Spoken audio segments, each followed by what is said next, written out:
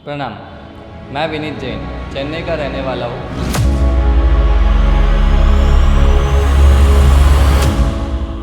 दीक्षा की बात चली है तो पहले जिसके माध्यम से मैं इधर तक पहुँचा, ऐसे उपकारी गुरु भगवंत और गुरु परंपरा को मैं याद करना चाहता हूँ। परम पूज्य प्रेम सूरी दादा के चरणों में कोटिश वंदन। परम पूज्य भुवन भानुसूरी माँ साहब के चरणों में कोटिश वंदन। परम पूज्य जयगो सुरेश्वर जी माँ साहब के चरणों में कोटिश वंदन। परम पूज्य राजेंद्र सूरी माँ साहब के चरणों में कोटिश वंदन। परम पूज्य धर्मजीत सूरी माँ साहब के चरणों में कोटिश वंदन। परम पूज्य जयशेखर सूरी माँ साहब के चरणों में कोटिश वंदन। परम पूज्य अभयशेखर सूरी माँ साहब के चरणों में कोटिश वंदन। परम पूज्य गुरुदेव परम पूज्य अजीत शेखर सूरी माँ साहब के चरणों में कोटिश वंदन।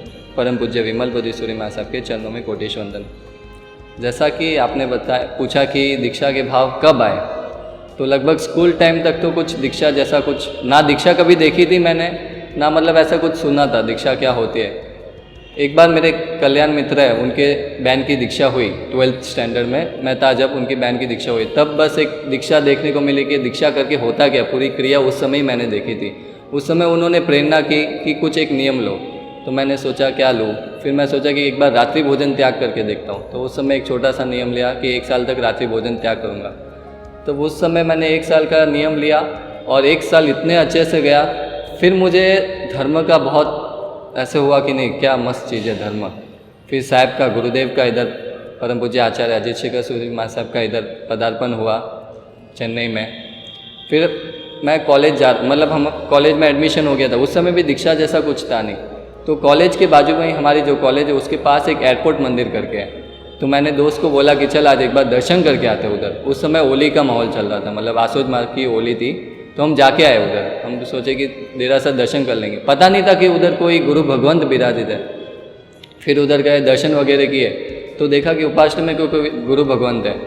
फिर हम उस उपाश्रम में सोचा, दोस्त को बोला कि वंदन करके आते हैं साहब को, साहब इधर विराजित है तो एक बार वंदन कर लेते हैं। फिर उधर हम उपाश्रम में गए तो परम पूज्य आचार्य विमल बोधि सूरी माँ साहब उधर विराजित थे, जो होली में अपनी निष्ठा प्रदान कर रहे थे। फिर साहब को वंदन किया। साहब ने प्रेरणा की कि गुरुदेव के व्याख्यान चल रहे आराधना भवन में, एक बार पधारना।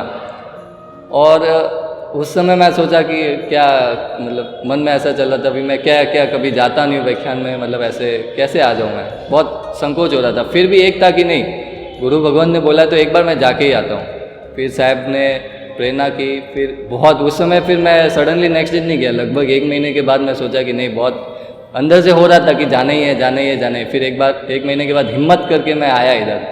फिर गुरु भगवान के जैसे गुरुदेव के प्रवचन सुने, प्रवचन उनकी वाणी से कुछ भी शब्द निकले दिल में ही उतरते हैं। फिर उन्होंने बहुत सारी प्रेरणाएं की व्याख्यान में, तब जाके जीवन में धर्म का बीज गिरा।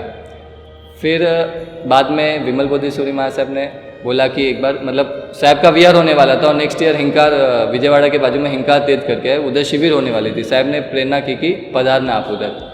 तब उधर जाने का हुआ शिविर में। 7-8 दिन की शिविर थी। फिर उधर जो माहौल चला 7-8 दिन, गुरुदेव के व्याख्यान, दूसरे महात्माओं के व्याख्यान, जीवन में ऐसा माहौल मैंने कभी नहीं देखा था कि ये भी एक लाइफ होती है। फिर उस समय और रहने का सब जो दूसरे शिविरार्थी थे उनका था धर्मशाला में, और मैं रहता साहब के पास ही। मैं और मेरा एक कल्याण मित्र थे, हम दोनों साहब के पास रहते। फिर उधर से मेरे जीवन में कि नहीं, उधर का माहौल देखा कि क्या समर्पितता होती है एक दूसरे के प्रति। शिष्य अपने गुरु को कितना मान देता है, और गुरु भी उस पोजीशन होने के बाद भी अपने जो शिष्य है उनको किस तरह से संभालते, किस तरह से उनको ज्ञान देते हैं, किस तरह से उनकी आत्मा के बारे में सोचते हैं। वो माहौल देख के मेरे जीवन में सोच लिया था उस समय कि मैं लेने जैसा तो दीक्षा ही है। उस समय भी ऐसे कंफर्म नहीं था, लेकिन सोच लिया था। इसलिए कुछ नियम भी लेके आया था कि नहीं, लेना है तो दीक्षा ही लेना है। बस वो एक परिवर्तन था। आज से लगभग 7 साल पहले ये हिंकार में शिविर थी, तब जीवन में थोड़ा धर्म का परिवर्तन आया और दीक्षा का सोचा, भाव लेने जैसा दीक्षा है। महावीर तारो संग एक जैसा चोला गे रे, महावीर तारो संग एक जैसा चोला गे रे।